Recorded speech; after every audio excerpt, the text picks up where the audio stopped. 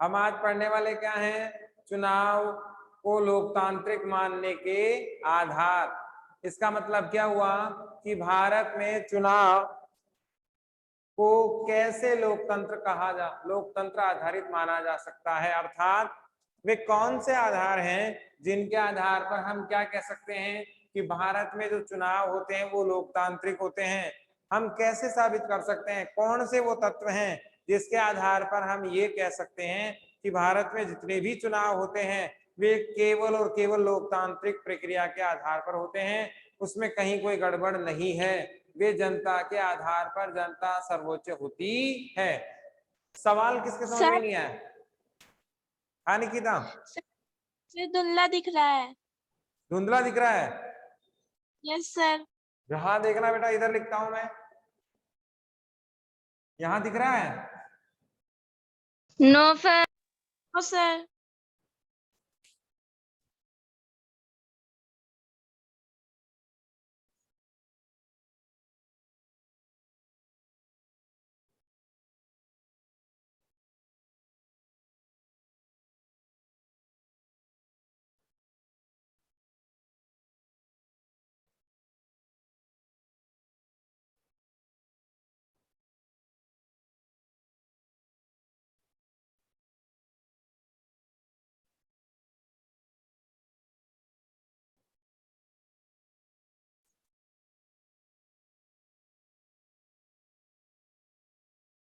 बेटा अब आया क्या? No sir. प्रॉपर नहीं दिख रहा?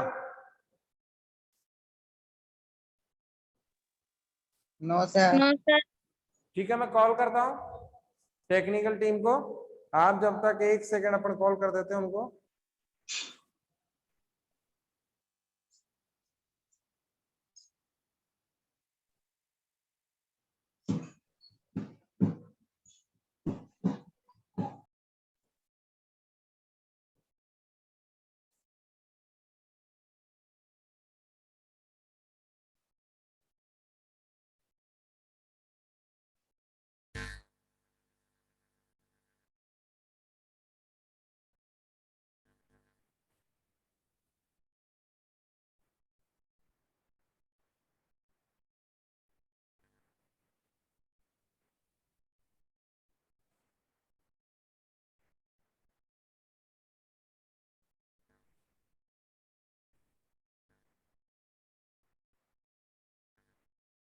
सर अब दिख रहा है।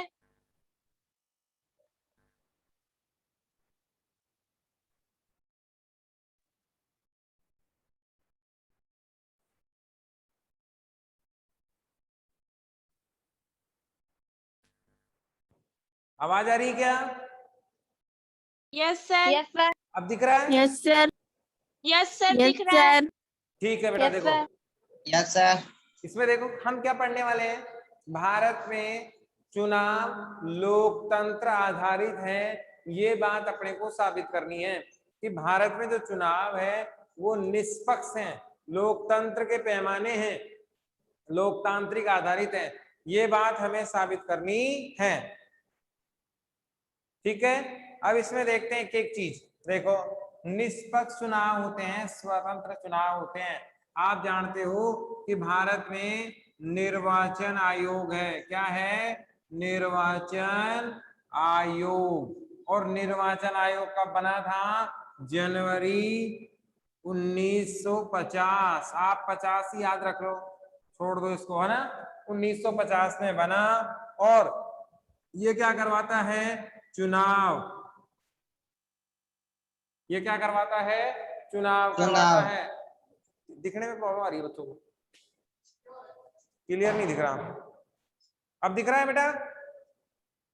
Yes sir. सर थोड़ा बहुत दिख रहा है। बेटा नेट प्रॉपर नहीं चल रहा इसलिए नहीं दिख रहा था ये, है ना। ओके। देखो, निर्वाचन आयोग ये अलग से टॉपिक है, उसको यहीं देख लेते हैं, हम आगे भी देखेंगे इसको दोबारा। तो निर्वाचन आयोग आप यहीं देख लीजिए। निष्पक्ष स्वतंत्र चुनाव प्रणाली हमारे यहाँ है, उसकी जिम्मेवारी किसकी है? निर्वाचन आयोग की है। किसकी है? निर्वाचन आयोग। ये बना कब था? 1950 में बना था। ये कैसे करवाता है? स्वतंत्र चुनाव करवाता है। स्वतंत्र चुनाव करवाता है। कैसे करवाता है? ये दिशा निर्देश जारी करता है।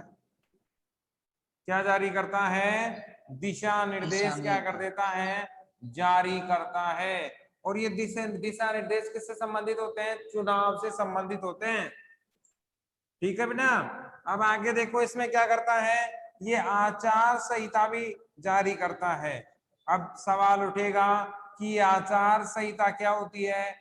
चुनाव के दौरान क्या क्या सिस्टम होगा, कितने दिन पहले शासन काम नहीं करेगा या बंद कर देगा, तो इसे क्या कहा जाता है? आचार संहिता कहा जाता है। किसके द्वारा लगाई जाएगी? निर्वाचन आयोग के द्वारा लगाई जाती है। जैसे मान लो एग्जाम्पल के तौर पर अभी श्रीमान गहलोत साहब हैं अपने, है ना, मुख्यमंत्री, और इनका चुनाव होने वाला है गहलोत जी का।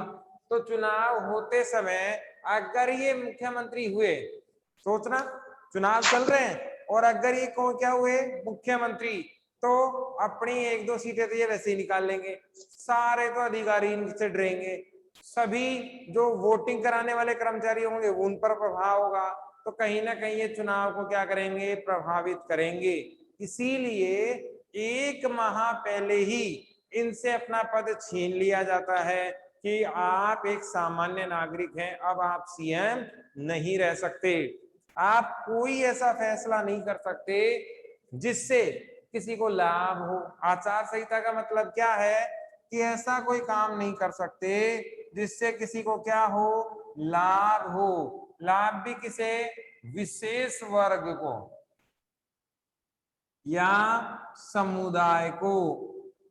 जैसे मान लो पूरे 5 साल तो कोई काम किया ही नहीं और अचानक, जैसे मान लो अचानक चुनाव आने वाले हैं, तो गुज्जर आरक्षण, मराठा आरक्षण, जनरल आरक्षण, ब्राह्मण आरक्षण, ये सारे आरक्षण निकल कर आ गए और इन्होंने आरक्षण दे भी दिया या ऐसा कोई विशेष लाभ दे दिया जिससे वोट इनको ज्यादा मिले, तो ये किसमें कहलाएंगे? आचार संहिता के उल्लंघन में इसका मामला जाएगा। हम क्या पढ़ रहे हैं? चुनाव भारत में लोकतंत्र आधारित होते हैं, ये साबित करना चाह रहे हैं। पहला बिंदु क्या है? स्वतंत्र निष्पक्ष चुनाव प्रणाली। और चुनाव करवाने का काम किसका है? निर्वाचन आयोग का। अब ये कितने स्तर का है? 2 स्तर का, केंद्र स्तर का और राज्य स्तर का। केंद्र स्तर का केंद्र में चुनाव करवाता है, राज्य वाला राज्य में चुनाव करवाता है। इसमें आगे देखो, ये बना कब था? 1950 में, और इसके अध्यक्ष कौन थे? सुकुमार सेन। सुकुमार सेन साहब थे कौन? इसके अध्यक्ष। किसके? निर्वाचन आयोग के पहले अध्यक्ष। अब चुनाव कैसा करवाता है? ये स्वतंत्र चुनाव करवाता है। क्या जारी करता है? दिशा निर्देश जारी करता है, गाइडलाइन जारी करता है कि कौन कौन क्या क्या काम करेगा, कैसे कैसे काम करेगा। उसके बाद ये आचार संहिता लगाता है। अब हमारा मुद्दा आके अटक गया आचार संहिता पर। तो आचार संहिता क्या है? चुनाव के ठीक निश्चित समय पहले, है, जैसे 1 माह बचा है, 45 दिन बचे हैं, मतलब वैसे एवरेज 1 महीना ही होता है, उस समय से पहले ये क्या जारी करते हैं? आचार संहिता जारी करते हैं। उसमें सरकार अपने पद को छोड़ देती है या वो ऐसी कोई घोषणा नहीं कर सकती जिससे लाभ हो सके किसी को, या ज्यादा माइलेज नहीं ले सकती, फायदा नहीं ले सकती। अब ऐसी स्थिति में चुनाव के दौरान और आचार संहिता के दौरान जो पावर है वो किसके हाथ में आ जाती है? निर्वाचन आयोग के हाथ में आ जाती है। अब सारे फैसले, अगर कोई वैकेंसी निकालनी है, किसी को लाभ देना है, तो वो परमिशन कौन देगा? निर्वाचन आयोग देगा। यदि निर्वाचन आयोग देता है तो मामला आगे बढ़ेगा, अदरवाइज वो वहीं रुक जाएगा। इसके बाद आप देखो, अंजलि माइक बंद कर दो, ये अनिल माइक बंद करो। इसके बाद देखो ये क्या करता है? चुनाव कराता है। तो चुनाव कराने वाली संस्था जब स्वतंत्र है, चुनाव के नियम बनाने वाली संस्था जब स्वतंत्र है, ये सिद्धू आप क्यों कमेंट किए जा रहे हो? थंब इम्प्रेशन कभी क्या कभी क्या होगा इससे? जब निर्वाचन आयोग स्वतंत्र है, ये सारी चीजें बिल्कुल स्वतंत्र हैं, तो चुनाव भी कैसा होगा? स्वतंत्र ही होगा। आपको ध्यान में होना चाहिए कि यहाँ पर जो चुनाव होगा वो निष्पक्ष इसलिए होगा क्योंकि जो चुनाव कराने वाली संस्था है वो राजनीतिक नहीं है और ना ही किसी दल से इसका क्या है, संबंध है। इसमें गवर्नमेंट कर्मचारी होते हैं और इनका राजनीति दल से कोई लेना देना नहीं होता, इसीलिए ये क्या है, निष्पक्ष होते हैं और आसानी से ये अपना काम कर लेते हैं। यहां तक कुछ पूछना हो तो बताओ। No sir. नहीं तो सवाल लिखो।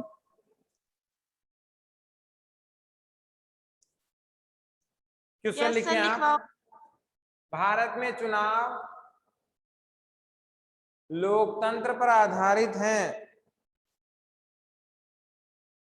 भारत में चुनाव लोकतांत्रिक प्रणाली, ऐसे लिख लो, भारत में चुनाव लोकतांत्रिक प्रणाली पर आधारित है। स्पष्ट कीजिए। भारत में चुनाव लोकतांत्रिक प्रणाली पर आधारित हैं, स्पष्ट कीजिए। भारत में चुनाव लोकतांत्रिक प्रणाली पे लोकतांत्रिक आधारित। प्रणाली पर आधारित हैं, स्पष्ट कीजिए। ठीक है, लिया। इसमें पहला बिंदु बना लो, निष्पक्ष स्वतंत्र चुनाव प्रणाली। एक एक करके सारे बिंदु लिख लेंगे अपन। निष्पक्ष स्वतंत्र चुनाव प्रणाली।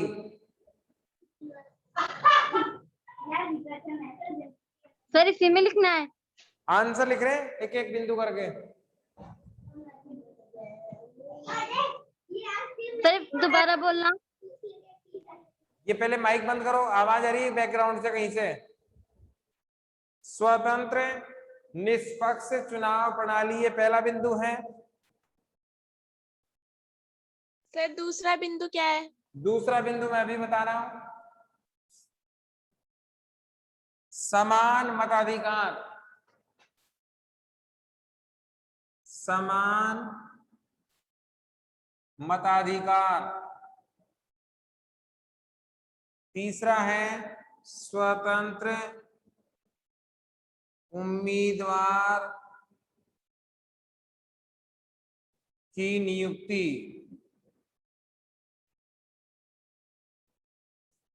स्वतंत्र उम्मीदवार की नियुक्ति।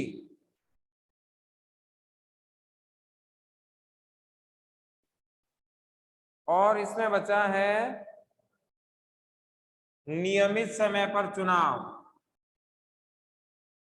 नियमित समय पर चुनाव।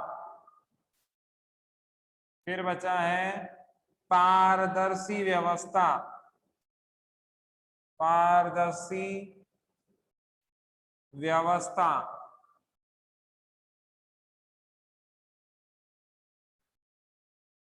स्वच्छ प्रतियोगिता।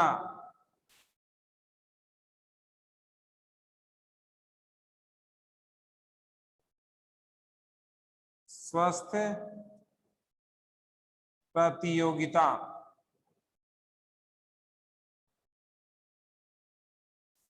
चुनाव प्रचार की आजादी। चुनाव प्रचार की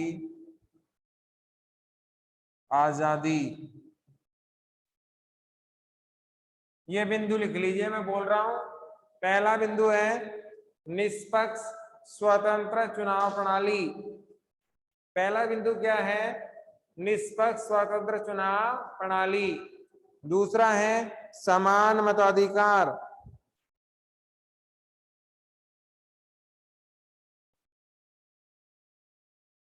तीसरा है स्वतंत्र उम्मीदवार की नियुक्ति। उम्मीदवारों की नियुक्ति। स्वतंत्र उम्मीदवारों की नियुक्ति।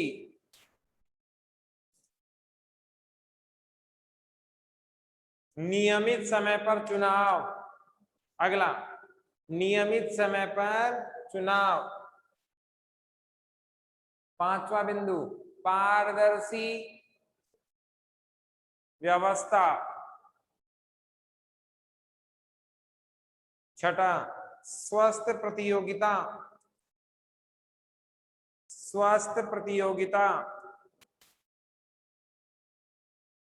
और लास्ट, चुनाव प्रचार की आजादी।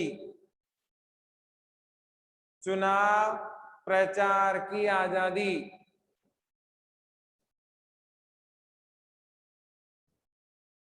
ठीक है, ये आंसर तो यहाँ खत्म। इसमें एक दो लाइन और छोड़ दो और दूसरा क्वेश्चन लिखें। इसकी डिटेल हम अभी पढ़ेंगे एक एक करके।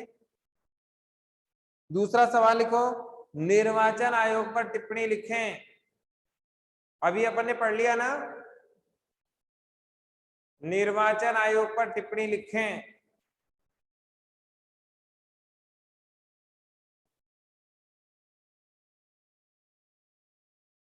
Yes sir. इसमें लिखो, निर्वाचन आयोग कब बना, इसके पहले अध्यक्ष कौन थे। निर्वाचन आयोग कब बना, इसके पहले अध्यक्ष कौन थे।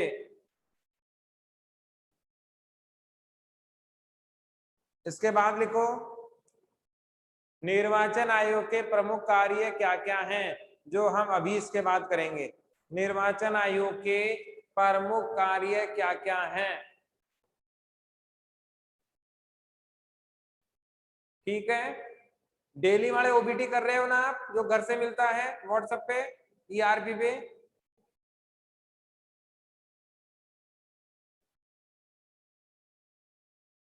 ठीक है, यस सर।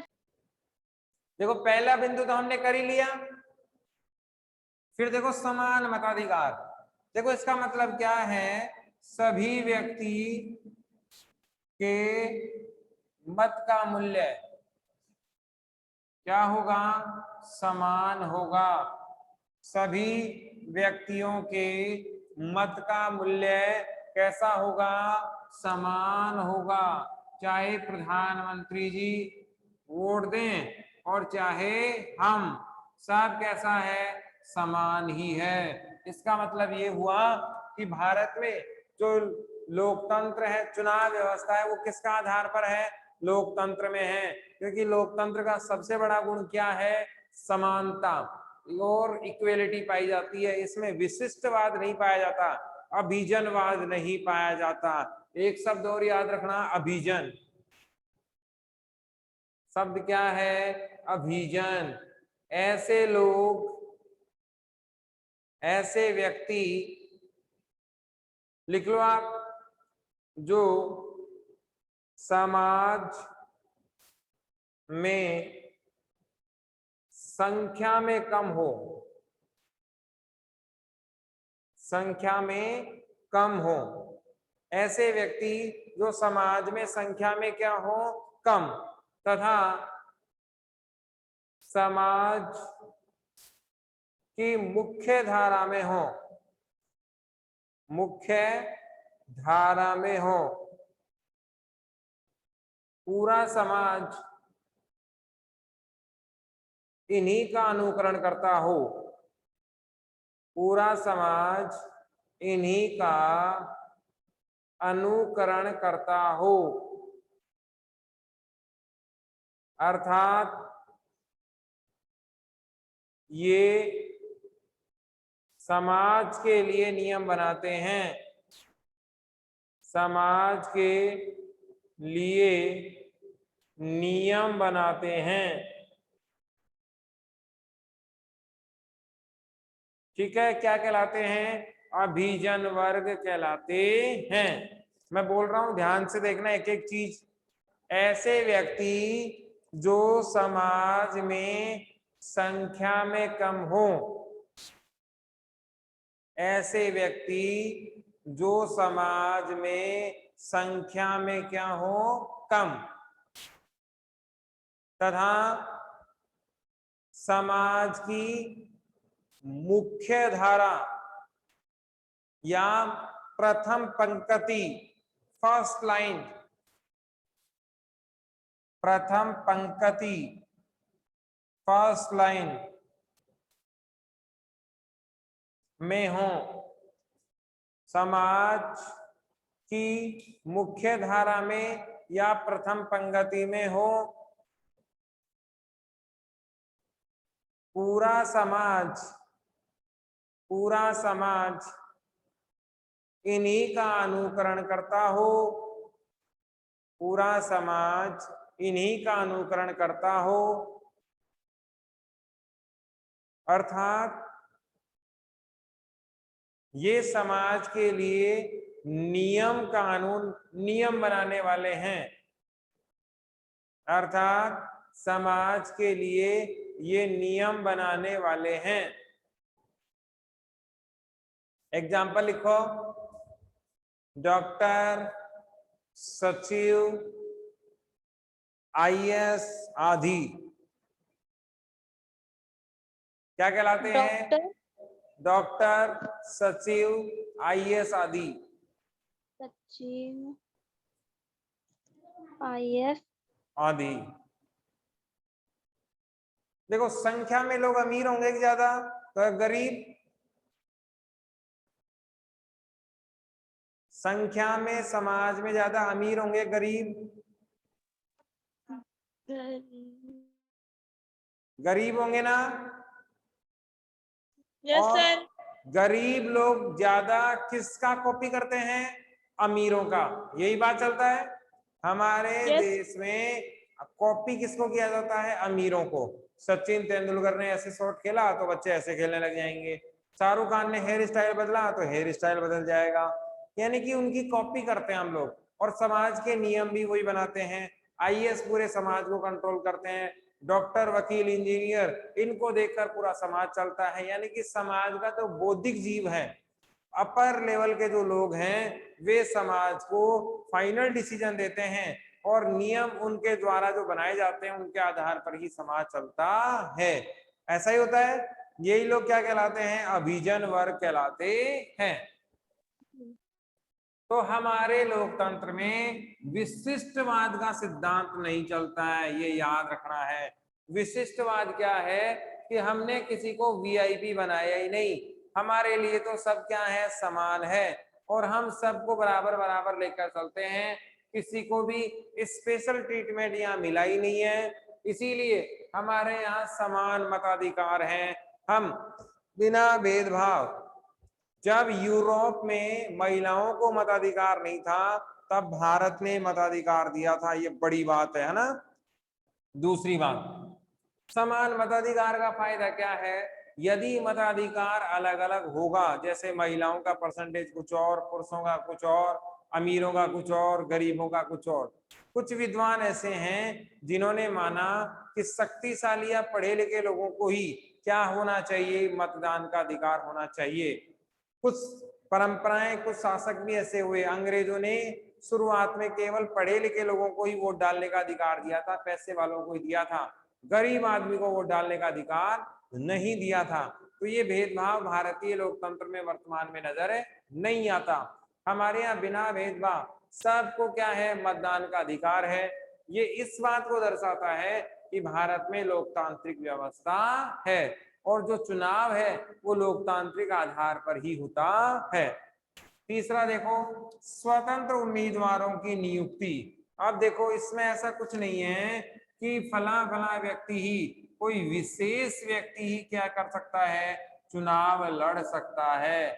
ऐसा नहीं है, कहीं भी नहीं है कि कोई विशेष व्यक्ति ही क्या कर सकता है? चुनाव लड़ सकता है। ऐसा उल्लेख कहीं भी नहीं है। आप चुनाव लड़ सकते हैं, मैं चुनाव लड़ सकता हूं। शर्त क्या है? आपकी उम्र उस चुनाव के लिए योग्यता होनी चाहिए। जैसे लोकसभा का चुनाव आप लड़ रहे हैं तो 25 वर्ष आपकी उम्र हो जानी चाहिए। अब शर्तें तो पूरी आपको करनी ही पड़ेंगी। अगर आप शर्तें पूरी करते हैं तो निसंकोच आप चुनाव लड़ सकते हैं, कोई रोकने वाला नहीं है। तो हमारे यहाँ क्या है? स्वतंत्र उम्मीदवारों का नियुक्ति होती है, चयन होती है, और वो उम्मीदवार दो तरीके के होते हैं, एक पार्टी के और एक निर्दलीय। एक तो कौन से होते हैं? पार्टी वाले, और दूसरे कौन से होते हैं? निर्दलीय। अब ये अंतर क्या है वो भी देख लीजिए। एक तो किससे होता है? दल से। दल को अंग्रेजी में क्या कहते हैं? पार्टी। एक होता है नॉन पार्टी, तो निर्दलीय उसे कहते हैं। पार्टी की विशेषता क्या क्या होती है वो देख लें। पार्टी की विशेषता, इसकी एक निश्चित क्या होती है, विचारधारा। ये सबसे इंपॉर्टेंट है। हर पार्टी की विचारधारा अलग अलग होती है। इसका क्या होता है, चुनाव चिन्ह होता है। कांग्रेस का चुनाव चिन्ह क्या है? कांग्रेस का चुनाव चिन्ह हाथ। हाथ नहीं है बेटा, कटा हुआ हाथ है, ध्यान रखना। और कांग्रेस का पूरा नाम, कांग्रेस का पूरा नाम लिख लो। ऊपर साइड में देखो, ऐसी जो बातें आए ना वो ऐसी जगह लिख लिया करो। जैसे ये अपना पेज है, ऐसे ही है, हम लिखना शुरू करते हैं यहां से। अब ये जो ऐसी कुछ बातें हैं वो यहाँ लिख लिया करो जहां आप चैप्टर का नाम लिखते हो, ठीक है ना। तो ये फ्री वाली जगह क्या आ जाएगी, काम आ जाएगी। यहाँ लिख लो कांग्रेस का पूरा नाम, और पूरा नाम क्या है, भारतीय राष्ट्रीय कांग्रेस। अब याद रखना है, भारतीय राष्ट्रीय कांग्रेस कब बनी थी, 28 दिसंबर 1885। 28 दिसंबर 1885 को क्या बनी थी, कांग्रेस बनी थी। तो अब इसको साइड में लिख लेना, ऊपर फ्री वाली जगह पे, ठीक है ना। तो प्रत्येक पार्टी की क्या होती है, विचारधारा होती है, चुनाव चिन्ह होता है, और उसकी एक नियमावली भी होती है। हर पार्टी के नियम क्या हैं, अलग अलग। आपने देखा होगा कि यदि कोई व्यक्ति चुनाव जीतने के बाद पार्टी के खिलाफ जाता है, पार्टी से बगावत करता है, तो पार्टी उसके खिलाफ क्या करती है, कार्रवाई करती है। तो ऐसे में पार्टी की अलग से क्या होती है, नियमावली भी होती है। और इसको जिताने में पूरा जोर कौन लगाएगा, दल या पार्टी लगाएगी। इससे पैसा भी किससे मिलेगा, पार्टी से ही इसको मिलता है। पैसा मिलेगा, सहयोग मिलेगा, लोग बाग मिलेंगे। चुनाव प्रचार में कौन आएंगे, पार्टी के लोग आएंगे, प्रचार में आएंगे ना। जैसे हमारे यहाँ राजवी साहब हैं, है ना, नरपत सिंह जी राजवी साहब, जिन्होंने विधायक का चुनाव लड़ा। नरेंद्र मोदी जी जो वर्तमान प्रधानमंत्री जी हैं, विद्याधर नगर में उनके चुनाव के लिए आए थे, प्रचार के लिए आए थे। हमारे यहाँ रामलाल जी शर्मा जी हैं, चोमू से विधायक साहब, है ना, उनके प्रचार के लिए भी मोदी जी आए थे। तो हमारे जो विधायक साहब हैं उनके चुनाव प्रचार के लिए कौन आए, मोदी जी आए। क्यों आए, क्योंकि मामला किसका है, पार्टी का है। तो पार्टी में क्या होती है, एक विचारधारा होती है, एक चुनाव चिन्ह होता है। आपको पता हो बीजेपी का क्या है, कमल का फूल। तो उस कमल के फूल के प्रचार के लिए श्रीमान रामलाल जी और श्रीमान नरपत सिंह जी राजवी साहब के प्रचार के लिए आए थे, कौन, मोदी जी, है ना। तो पार्टी की क्या होती है, नियमावली भी होती है, और इन नियमों के आधार पर पार्टी के प्रत्येक व्यक्ति को चलना पड़ता है। इसमें खर्चा पानी भी कौन देती है, पार्टी देती है। सहयोग भी कौन करती है उम्मीदवार का, पार्टी करती है। प्रचार भी कौन करने आती है, पार्टी ही करने आती है। अब निर्दलीय देख लो, निर्दलीय में सारे काम स्वयं को करने हैं। आपकी जेब में पैसा होना ही चाहिए। अगर जीत गए तो बल्ले बल्ले, नहीं तो बर्बाद तो है ही है, समझ गए ना। देखो पार्टी उम्मीदवार और निर्दलीय उम्मीदवार में किसके अंतर समझ में नहीं आया, निकिता फिर आ गए समझ में। आया बेटा समझ में। तो पार्टी सही। का उम्मीदवार जो होता है वो क्या होता है, पावरफुल होता है। और निर्दलीय उम्मीदवार क्या होता है, उसके साथ कोई सहयोग नहीं होता, केवल जनता के अलावा। बाकी उसका पार्टी वार्टी से लेना देना चुनाव जीतने के बाद होता है। तो भारत में स्वतंत्र उम्मीदवारों की नियुक्ति है। आप किसे भी खड़ा कर सकते हैं, चाहे तो वो पार्टी से टिकट ले सकता है, चाहे वो निर्दलीय चुनाव लड़ सकता है। शर्त क्या है वो देख लें। शर्त है कि आपको, शर्त क्या है, निर्वाचन आयोग, निर्वाचन आयोग के द्वारा निर्धारित शर्तें पूरी करनी होंगी, पूरी करनी होंगी। अगर ये आप शर्तें पूरी कर देते हैं तो आपको चुनाव लड़ने से कोई भी नहीं रोक सकता है। ठीक है, अब देखो नियमित समय पर चुनाव।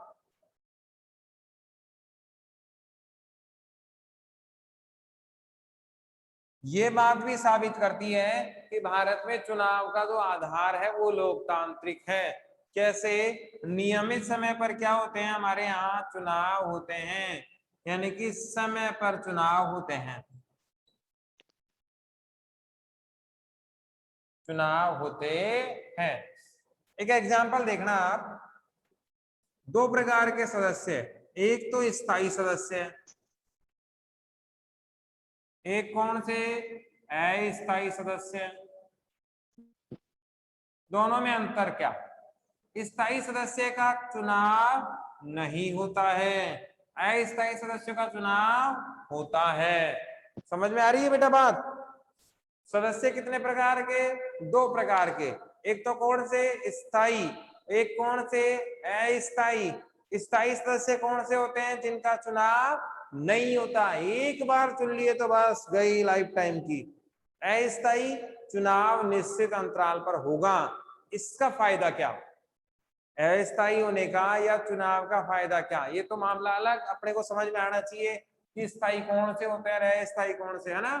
लेकिन चुनाव समय पर होने का फायदा क्या? जैसे मान लो मैं नेता, है कि नहीं है, कितना बढ़िया लग रहा है नेता देख के, है ना। मैं नेता बन गया, कहाँ का? अपने गहलोत साहब जी के सरकार का मैं एक विधायक बन गया। और अब मेरे को ये पता लग गया कि मुझे कभी कोई हटा ही नहीं सकता, तो मैं आज से काम कर दूंगा बंद और केवल भ्रष्टाचार करूंगा, केवल और केवल कमाने का काम करूंगा, क्योंकि मुझे पता है कि कोई मुझे हटा ही नहीं सकता। समझ रहे हो मेरी बात? लेकिन इसका नुकसान किसको होता है? आम जनता को होता है। लेकिन अगर समय पर चुनाव होते रहे तो 5 साल बाद में जनता के सामने जाना ही पड़ेगा। जनता सवाल पूछेगी कि विधायक साहब आपने 5 वर्ष का समय दिया था हमें कि मैं काम करके दिखाऊंगा, हमने आपको 5 वर्ष दे भी दिए लेकिन वो आपका काम नजरे नहीं आया। अब आप बताएं कि हम आपको किस आधार पर चुने? तो ऐसे समय में वो चुनेगा ही नहीं, जनता उसको चुनेगी ही नहीं और कहीं ना कहीं अच्छी सरकार आएगी। तो भारत में निर्वाचन की प्रणाली को और लोकतांत्रिक बनाने का कारण ये भी है कि हमारे यहाँ निश्चित समय पर क्या होते हैं? चुनाव होते हैं। ऐसा नहीं है कि लंबे समय तक चुनाव को टाल दिया जाता है। पारदर्शी व्यवस्था, ये भी देखो भाई, पारदर्शी व्यवस्था का मतलब चुनाव कौन करवाता है? निष्पक्ष निर्वाचन आयोग।